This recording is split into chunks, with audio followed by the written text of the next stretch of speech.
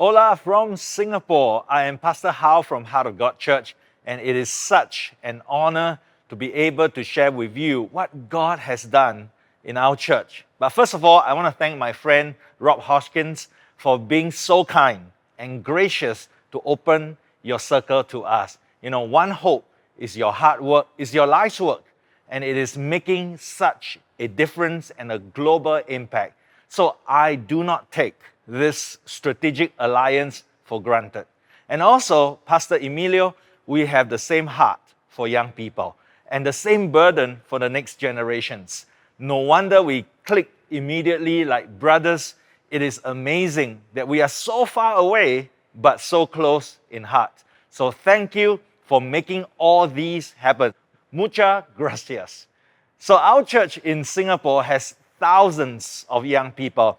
My wife, Pastor Lee, and I founded the church more than 20 years ago, but our average age is still 22 years old. So for us, it is not just about growing the church bigger, it is growing the church younger and stronger. So here's a little video to give you an idea of how HOGC is like.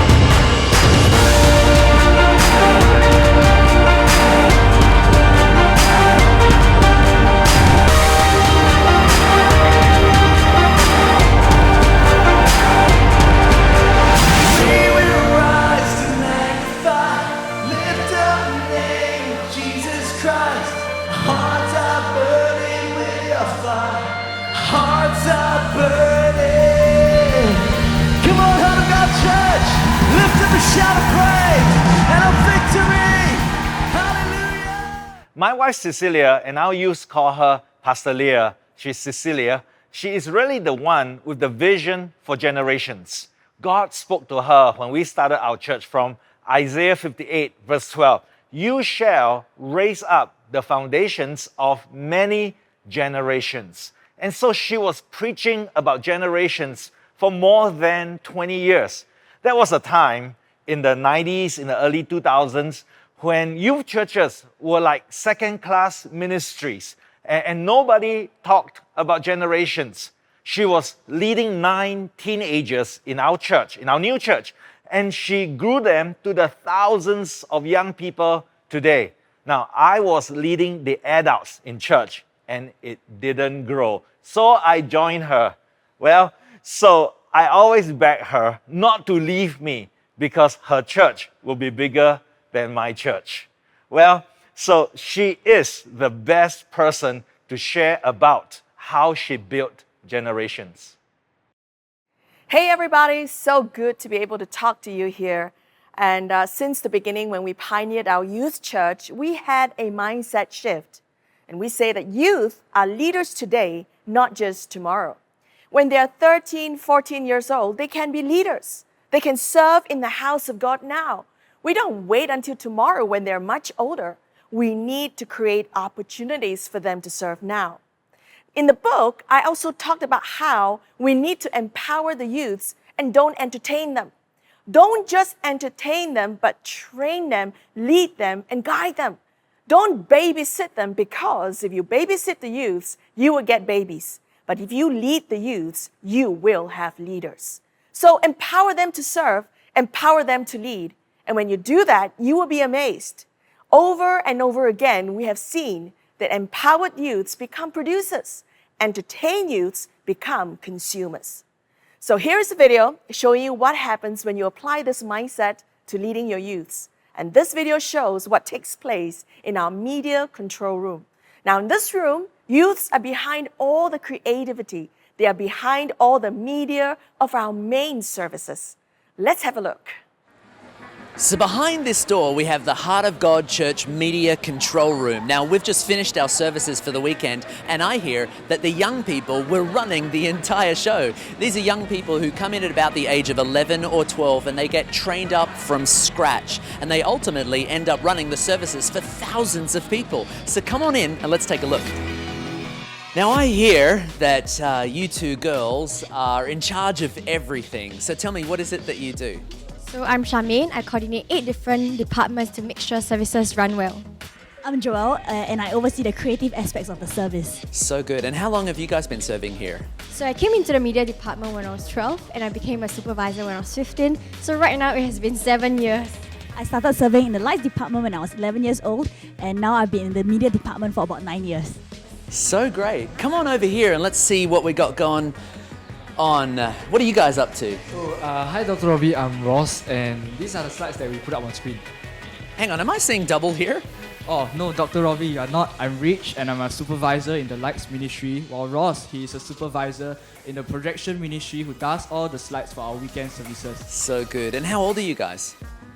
We are 18 this year, and we came to church when we were 12, and we started serving when we were 13. So cool. Come on over here. Let's take a look around this area. Who do we have here? Hi, I'm Jared.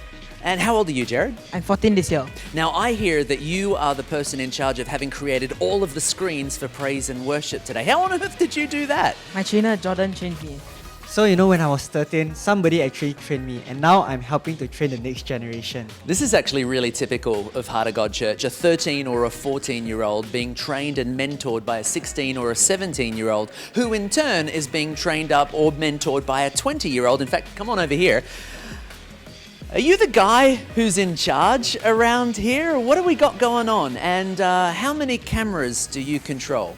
Yes, I'm in charge of all this, and my name is Sing Yi. I'm 15 years old, and I'm the youngest camera director in Heart of God Church. And there are actually 16 cameras, and I lead 10 people on the team, and together as a team, we capture the moments in service. So good. And Siggy, how long have you been serving here? I started last year when I was 14 years old. Wow, that's amazing. Only 1 year in ministry and already the director. The young people at Heart of God Church, they're not just responsible for expensive equipment, but they are trusted with tremendous responsibility to run the entire show. This is generation after generation. The Heart of God Church leadership team really believe in raising up young people for generations to come. But don't take it from me, don't trust my word. Come and check it out for yourself. So empower the youths, don't entertain them, and you will start to see them being active producers in your church and not just passive consumers. Next, an important mindset shift is generations are reinforcements, not replacements. Now, this is an important mindset shift you need to have if you want to build generations. When I talk about generations, it is not just next generation or my generation, but it is building many, many generations. When we say generations, people think of succession. People think of the older person retiring or dying and the younger person taking over. That is succession. Generations is not succession. Generations is having many layers and levels of leaders at the same time. And if it is about succession, it is too slow. Imagine a 70-year-old pastor looking for a 40 or 50-year-old successor, a replacement to take over. Now, that is too slow and that is too late. Generations is not succession because succession is all about replacement. Generations are not replacements, but reinforcements. Layers and levels, generations and generations of young leaders serving God at the same time. In our church, we have already built 7 generations of leaders, and each generation is only about 3 to 5 years apart. And, the first generation, they came when they were 10, 12, 13-year-olds. Look at how cute they were. But now they are already in their 30s. And out of this first generation, we have raised 3 homegrown pastors. We're so proud of them. But we didn't stop there. We reached out to another generation. And this is the second generation. Again, they came when they were young. Their faces were so adorable. But now they've all grown up. But they are still serving passionately in church. But we did not stop there. We went back down for the 3rd generation, and they grew up again. So we went back down again for a 4th generation. So at the end of the 4th generation, guess what? We did not stop. We went back down again for a 5th generation. And you get the idea. We did not stop there. After a few years, we reached down again for the 6th generation. They were leaders at 13, 14 years old, doing great things for Jesus. Nothing can stop us in Heart of God Church. And I'm so happy to tell you that we have a 7th generation of leaders. And all of them are again 13 to 15 years old. Now, in each generation in our church, there are actually hundreds of young people. And they are not only involved in the operations of the church or the worship teams, but they also do pastoral work. They are leading other youths. For example, this girl, Rena, when she was 15 years old, she was already leading 50 youths. Now, she's also strong in discipleship and raising leaders. So she has discipled 5 team leaders who are each leading 10 to 40 youths. Overall, Rena's group had grown to 130 people. And Rena has older leaders above her to disciple her, lead her, and guide her as well. Now, this is such a common sight in Heart of God Church. In our church, there are many other leaders like these. And this is how we do it in our church. In this way, you know what? The church will not only grow younger, but also stronger. We have thousands of volunteers, and 80% of our members are serving in ministry. Because of generations, we have a pipeline of young leaders. It's like a factory producing young leaders. So the church is strong. When you build your church younger, it also gets stronger. And the young people, they're not replacing the older generation, but reinforcing them. Nobody is being replaced. The first generation is still serving alongside the 7th generation. So we teach our young people to honor the older people for all their sacrifices. We told them that they are standing on the shoulders of the older generation. In turn, we teach our older generation to respect and give space to younger people. We always tell them, hey, it is not a closed circle.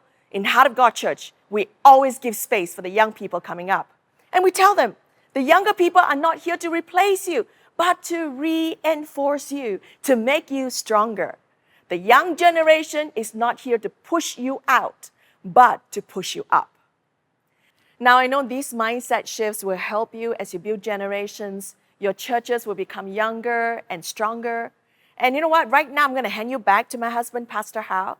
You know, he gave me such a good introduction. Tonight, I guess I will have to cook for him and massage his feet and do all of that. Back to you, Hao. Thank you, Leah.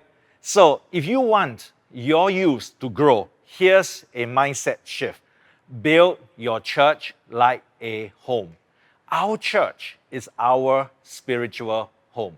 You see, traditionally, this is how we build our youth ministry. What we expect of our young people, it is to believe, become, belong. We tell our young people, believe first, then you become holy, or in other words, behave. Only after that, then you belong. Then we accept you. You are part of us. We baptize you. We give you church membership. So that's traditional. Believe, become, belong. But now, this new generation is totally different. In fact, it is the opposite. You have to make the young people feel that they belong first, that church is their home. So now it is belong, believe, then become. You belong to our church, and then gradually they will believe in Jesus. Then they become Christians. They become disciples and leaders. So we have many youths in our church who belong to our church for months, for years, before they even believe. But gradually they will. So let me tell you the story of Jessel. Jessel was 3 years old when his dad passed away. So during the coronavirus lockdown, everyone in Singapore had to stay at home. For Jessel, this is how his house looks like. He doesn't even have his own room, but sleeps in the living room. His family could not even afford to buy beds. And he said that he misses church so much. He would look at the pictures and videos of church and he kept tearing. And because church is his home. Then, when the government relaxed the rules a little and we were allowed to open church for just 5 people, the first people we invite is Jessel. And we invited him. And in our church, there are many young people from difficult backgrounds like Jessel, many kids like him. So we invited him. Listen, when he stepped into church on a Wednesday, Jessel had tears in his eyes. And he said, it's so good to be home. Not so good to be in church, but so good to be home. And here's a picture of Jessel worshiping, praying, reading his Bible. And you know what's the first thing he did when he stepped into church? He paid his tithes. I was so moved. For youths like Jessel, who doesn't have a nice home, he understands, he appreciates his spiritual home. He will tithe, he will give to build his spiritual home. So let's hear from Jessel himself. Hi, I'm Jessel. I found a spiritual home in Heart of God Church. Here, I'm trained, loved, and believed in. Growing up, I did not come from the best background. When I was 3, my dad passed away from a serious sickness. So, my mom had to take care of my siblings and I. She would work at a coffee shop from morning to night. However, it wasn't enough. She could not afford enough beds, so at night, I would sleep on the floor with a pillow. My wallet only had $2 a day for emergencies. Once, my friends were talking about buying a new pair of shoes. I smiled and pretended I was going to buy them too. Deep down, I know I could not afford them. I felt so inferior to my friends. I wondered if my family would run out of money one day. I felt so scared and helpless. When I was 12, I stepped into Heart of God Church. As I worshipped, I encountered God. I just felt Him telling me that He loves me so much. The people in church have always looked out for me, in my studies, in my character, and even in my family. My pastors have given me practical help through a monthly allowance from church. I'm so grateful. Truly, I found a spiritual home. However, living conditions in my own house weren't the best. I struggled to find a place to study, rest, or even pray. I really didn't like going home. I always stay out as late as possible and hang out around the basketball courts. And that's why I love church, the safest and happiest place I know. Then COVID-19 happened, and suddenly I couldn't go at all. And I was stuck at home all day long. There was hardly any space, and so I had to hide in a corner to answer my Zoom calls. Every night, I would lay on my sofa, look at pictures of church and my friends. It was a tough time for me. I really felt like crying. I miss church so much. When Pastor Hao and Pastor Leah heard Jessel's story, they felt so much for him. One of the first things they said was, let's do a makeover for his room. Jessel has been receiving a monthly allowance from church, so this makeover was going to be on top of all of that. I was there when we shared the news with Jessel, and at the start he was silent. You could see that he was just letting the news sink in. And after a while, he said, no one has ever gone so far to help us. He was just so touched. And as I sat there, I was tearing as well. I could really feel Pastor's heart for Jessel.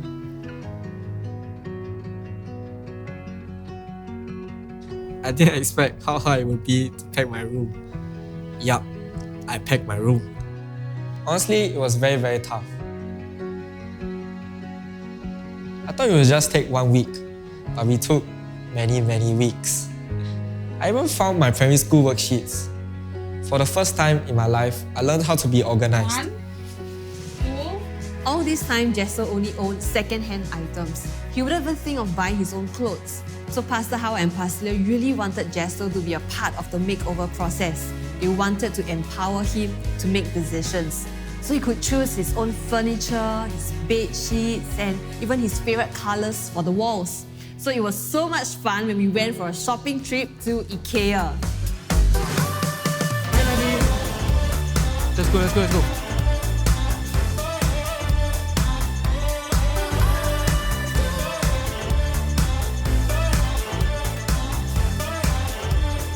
It was exciting to see how my whole room is coming together. But beyond that, I felt the generosity of the people in church. Unlike many of his peers, Jessel didn't have his own laptop. Especially during COVID-19, online learning was difficult for him. When the church found out about it, a donor came forward and gave Jessel a brand new laptop. This is so cool. Wow. So touching.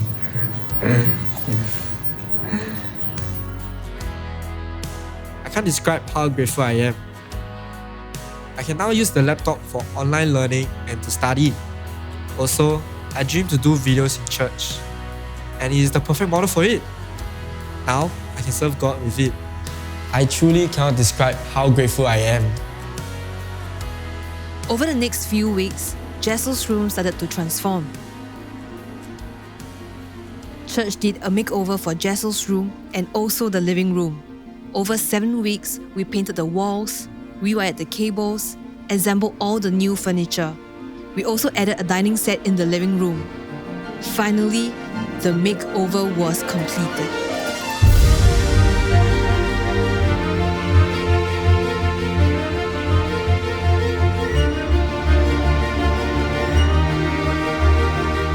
Yep, so this is my room. My favorite part is actually the bed. My mattress used to be very thin, but now I can sink into my bed. It's very comfortable. On this bed, I had the best sleep ever. I was shocked when I woke up with no backaches.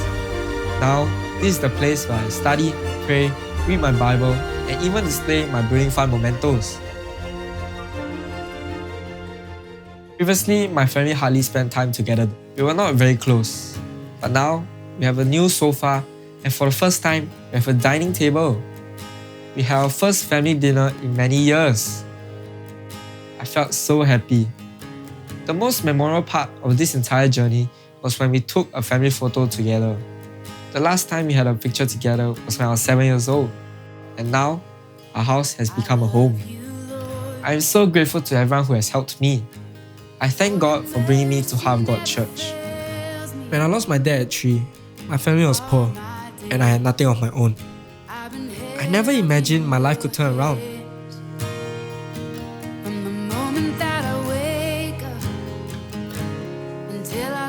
But since I was 13, I was given a monthly allowance from HCS.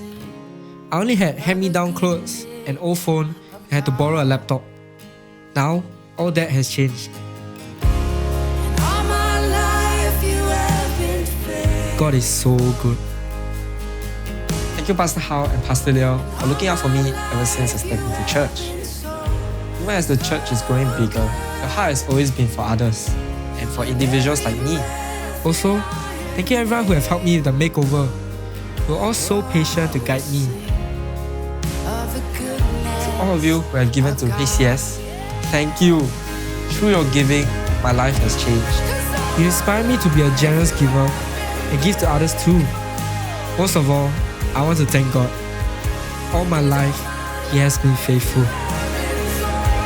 Through it all, I have seen God's goodness in my life.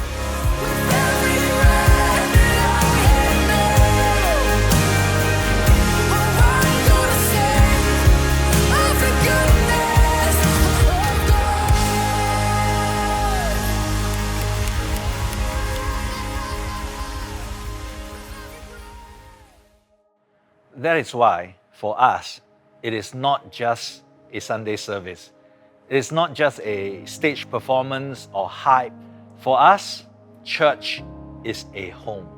So pastors and leaders, build your church, build your youth ministry like a home. Love them like your sons, like your daughters. And that's how our church started and how it grew. So in Heart of God Church today, we have the best and the brightest young people on staff. Like over COVID, we hired top IT people from the big corporations to work for us. We have people from top universities like Cambridge and Oxford on our team. We have business people, we have doctors and lawyers. And some pastors wonder why we are so blessed, or is it our strategy to target these people? Well, that's not so. Many years ago, when our church was full of young people, mostly from broken families, poor, Our church had no money, we had no talent, but God spoke to Leah and I. And God said, if you love the people nobody wants, God will give you the people everybody wants. God encouraged us. And I want to encourage you, especially the pastors listening, keep loving the people nobody wants, especially the poor, the weak, the broken youth. And God will bless you with the people everybody wants. So, One Hope Catalysts and pastors, thank you so much for your time. I am humbled to be able to share what God has done in our church in Singapore to you in South America. And I want to invite you to come visit us in Singapore. Just say that you are connected to One Hope and you will be our VIP. So once again, thank you, Rob. Thank you, Emilio. Gracias. God bless you.